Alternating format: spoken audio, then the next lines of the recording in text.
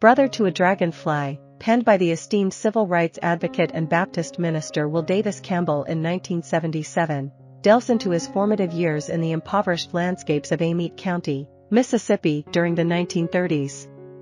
At its core, the memoir intricately explores Campbell's profound bond with his brother, whose life succumbed to the grip of substance abuse despite their shared upbringing.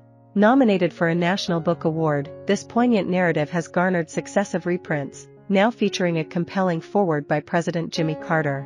Campbell's lens as a civil rights activist vividly captures the intricate tapestry of race relations entrenched within the Mississippi of his youth. He paints vivid portraits of Klan members, cloaked in robes, solemnly parading down church aisles to bestow Bibles upon the pulpit. In the unforgiving landscape of prejudice, Campbell witnesses the systemic injustices plaguing his black neighbors, with law enforcement turning a blind eye to their plight while falsely accusing them of crimes.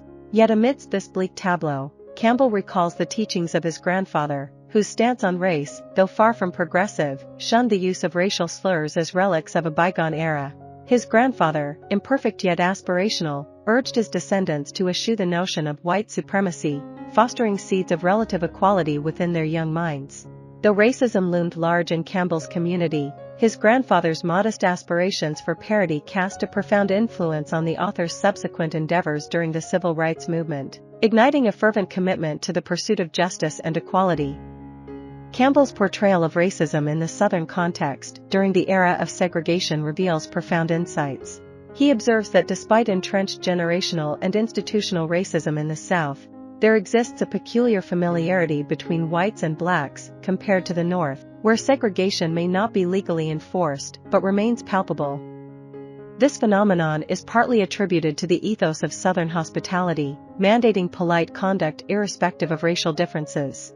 In vivid detail, Campbell recounts encounters with individuals like a racist shop owner who epitomizes prevalent attitudes in the South. This figure openly espouses derogatory views about African Americans yet paradoxically hires a trusted black neighbor, embodying the exception amidst prevailing prejudice.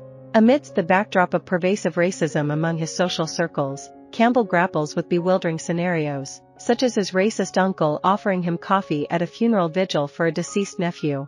Central to Campbell's reflections is the intersection of racism with his religious convictions. He contemplates whether acts of generosity or camaraderie exhibited by racists can align with Jesus-inspired behavior, probing the complexities of morality. While acknowledging the inherent ambiguity, Campbell confronts profound questions about the compatibility of racism with Christian virtues, alongside broader inquiries into the nature of sins such as greed or envy. Though he refrains from definitive answers, Campbell underscores the value of grappling with these challenging inquiries, embodying a commitment to confronting difficult truths. Consider, for instance, his contemplation on the distinction between a white person feeling superior to a black individual and anyone feeling superior to a racist. Asserting that we are all creations of God, he argues against any justifiable basis for superiority in either scenario. Campbell recounts how such inquiries provoked backlash from more radical students he engaged with regularly.